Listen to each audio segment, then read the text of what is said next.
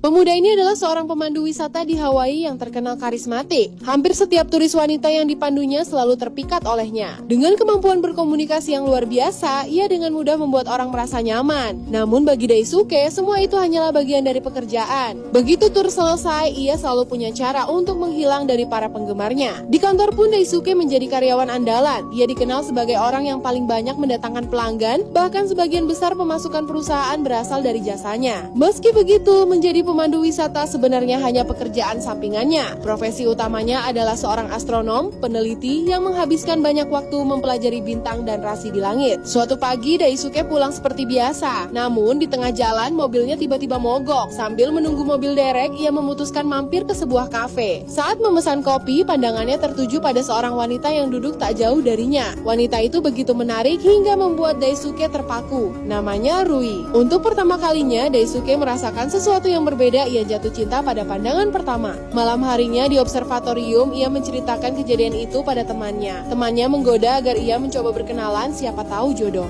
Namun Daisuke menolak mentah-mentah. Baginya, cinta hanya akan mengganggu penelitiannya. Ia bahkan bersikeras Rui bukan tipenya dan ia tidak akan pernah mendekatinya. Namun keesokan paginya, di jam yang sama, Daisuke kembali ke kafe. Saat melihat Rui duduk di tempat yang sama, hatinya kembali berdebar. Setelah cukup lama memperhatikan, ia akhirnya memberanikan diri berkenalan. Percakapan mereka mengalir begitu saja. Rui ternyata seorang guru seni dan kebetulan juga menyukai bintang. Daisuke pun dengan antusias menceritakan penelitiannya tentang rasi-rasi bintang. Saat suasana sedang hangat, Rui pamit pulang karena harus merayakan ulang tahun ayahnya. Sebelum pergi, ia mengajak Daisuke bertemu lagi di kafe keesokan hari pada jam yang sama. Mereka berpisah dengan perasaan sama-sama senang. Namun pertemuan berikutnya justru menjadi awal kebingungan. Saat Daisuke menyapa dengan penuh semangat, Rui menatapnya seolah mereka belum pernah bertemu. Ia bahkan menganggap Daisuke pria aneh yang mencoba menggodanya. Membuat Daisuke pun menjadi bingung. Pemilik kafe kemudian menjelaskan kenyataan sebenarnya. Rui menderita amnesia akibat kecelakaan serius setahun lalu.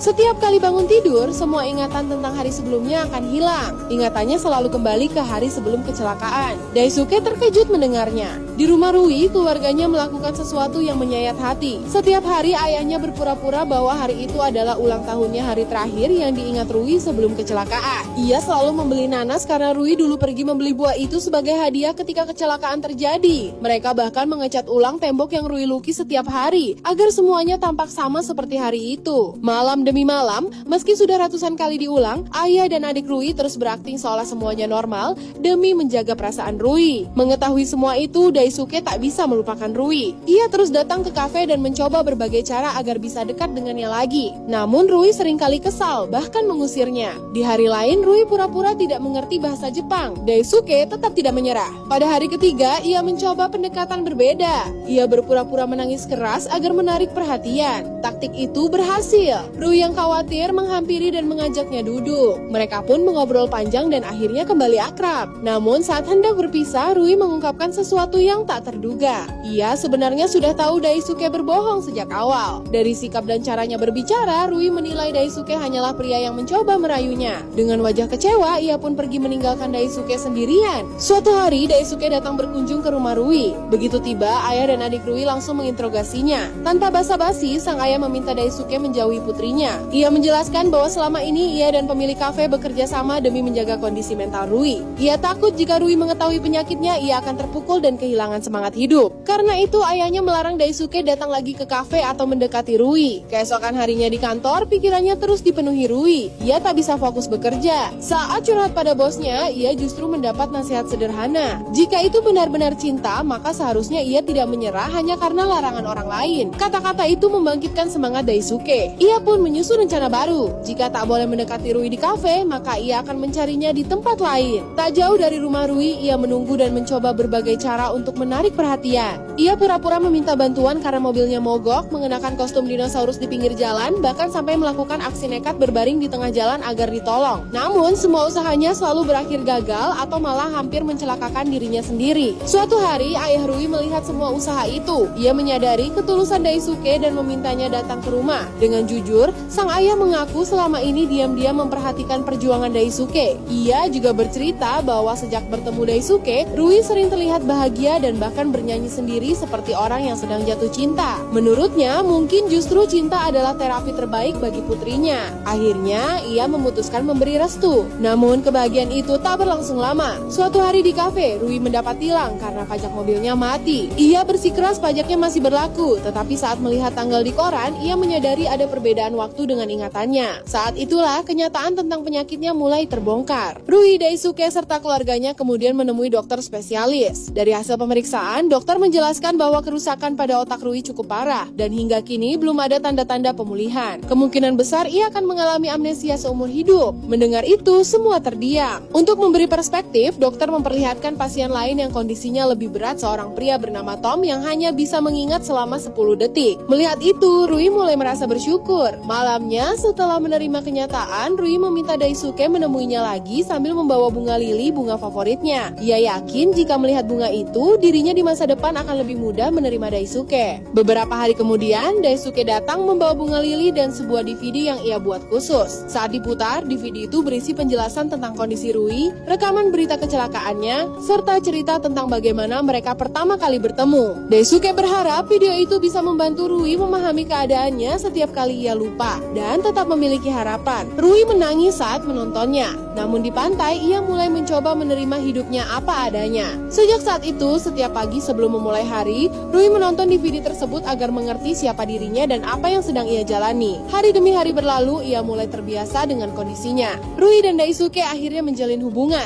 Meski setiap hari Rui selalu merasa seperti bertemu orang asing, Daisuke selalu berhasil membuatnya jatuh cinta kembali. Bagi Rui, setiap hari bersama Daisuke terasa seperti kencan pertama. Selama masa itu, mereka rutin merekam momen kebersamaan tawa, perjalanan, dan hal-hal kecil yang membuat hidup terasa berarti untuk ditonton kembali keesokan harinya. Sesampainya di rumah, setelah Rui tertidur, Daisuke berbincang dengan ayah dan adiknya di depan kamar. Mereka menyinggung tentang tawaran pekerjaan Daisuke di sebuah lembaga penelitian astronomi di Amerika. Daisuke mengakui ia sedang dilanda dilema. Menjadi astronom adalah impian yang ia kejar selama 10 tahun, tetapi meninggalkan Rui terasa sangat berat. Tanpa mereka sadari, Rui mendengar pembicaraan itu dari balik pintu. Hatinya dipenuhi rasa bersalah. Ia merasa jika hubungan ini terus berlanjut, ia hanya akan menjadi beban bagi Daisuke. Keesokan harinya, Rui mendatangi Daisuke saat ia sedang bekerja memandu tur. Dengan suara bergetar, ia mengatakan ingin mengakhiri hubungan mereka. Rui tidak ingin menjadi penghalang masa depan Daisuke. Ia bahkan meminta Daisuke datang malam itu ke rumah untuk menghapus semua kenangan mereka, agar Daisuke bisa pergi tanpa rasa bersalah. Malamnya, dengan hati yang sama-sama terluka, mereka merobek catatan kenangan dan membakarnya. Foto-foto dihapus satu persatu. Sebelum berpisah, Rui meminta satu pelukan terakhir. Pelukan yang terasa begitu lama, seolah keduanya tahu itu akan menjadi kenangan paling menyakitkan sekaligus paling berharga. Beberapa hari kemudian, Daisuke merayakan keberhasilannya bersama teman-teman. Impian yang ia kejar selama 1 dekade akhirnya tercapai. Ia akan berangkat ke Amerika untuk menjadi astronom. Namun di balik perayaan itu, hatinya masih terasa kosong. Sehari sebelum keberangkatan, ia kembali dilanda keraguan. Temannya mencoba meyakinkan bahwa keputusan ini sudah benar. Daisuke telah berjuang keras meraih mimpinya, dan Rui pun mungkin tidak akan mengingatnya. Daisuke mencoba meyakinkan diri bahwa ia harus melangkah maju. Di hari keberangkatan, ayah dan adik Rui datang ke bandara untuk mengucapkan selamat tinggal. Sang ayah berterima kasih atas semua yang telah Daisuke lakukan untuk putrinya. Ia juga memberitahu bahwa Rui kini tinggal di rumah sakit untuk menjalani rehabilitasi, sekaligus mengajar di sana agar hidupnya tetap berarti. Mendengar itu, hati Daisuke dipenuhi kekhawatiran dan rindu. Setelah berpamitan, ia masuk ke pesawat. Saat duduk menunggu lepas landas, Daisuke membuka laptopnya. Ia melihat satu persatu foto kenangan bersama Rui. Tanpa sadar, air matanya jatuh. Semua tawa, kebahagiaan, dan perjuangan mereka kembali memenuhi pikirannya. Di momen itu, Daisuke akhirnya menyadari sesuatu. Mengejar mimpi memang penting, tetapi cinta yang tulus bukanlah sesuatu yang seharusnya ditinggalkan begitu saja. Sesampainya di rumah sakit, Daisuke akhirnya berdiri di hadapan Rui lagi. Dengan tenang, ia memperkenalkan dirinya dari awal, persis seperti saat mereka pertama kali bertemu di kafe. Aneh memang, karena meski Rui sama sekali tidak mengingatnya, hatinya terasa akrab dengan pria di depannya. Ada perasaan hangat yang sulit dijelaskan. Sebagai guru seni, Rui kemudian mengajak Daisuke melihat studio lukisnya. Begitu masuk, Daisuke tertegun. Hampir seluruh lukisan di ruangan itu menggambarkan dirinya. Rui bercerita bahwa setiap malam sosok pria itu selalu muncul dalam mimpinya. Ia terus bertanya-tanya siapa sebenarnya pria yang berulang kali hadir di dalam tidurnya. Mendengar itu, Daisuke menyadari sesuatu. Dari luar, Rui memang tampak tegar seolah telah melupakan segalanya. Namun jauh di dalam hatinya, perasaan itu masih ada tersimpan tanpa disadari. Dengan lembut, Daisuke menceritakan kisah mereka berdua dari awal. Ia menegaskan bahwa ia tidak pernah sekalipun menganggap Rui sebagai beban. Justru Rui adalah alasan terbesar kebahagiaannya. Mendengar kata-kata itu, air mata Rui jatuh. Ia memeluk Daisuke erat seolah hatinya akhirnya menemukan jawaban yang selama ini ia cari. 2 tahun berlalu. Suatu malam, Rui terbangun seperti biasa dengan sedikit kebingungan. Namun, Daisuke telah menyiapkan video untuknya sebuah rekaman yang menjelaskan kehidupan mereka. Dalam video itu, Rui melihat momen pernikahan mereka berdua. Kini, Daisuke juga telah meraih impiannya menjadi astronot. Meski dulu sempat menunda keberangkatan ke Amerika, ia akhirnya tetap diterima dan berhasil menjalani karier yang ia cita-citakan. Setelah menonton video, Rui naik ke atap rumah. Di sana, Daisuke dan putri kecil mereka sudah menunggu.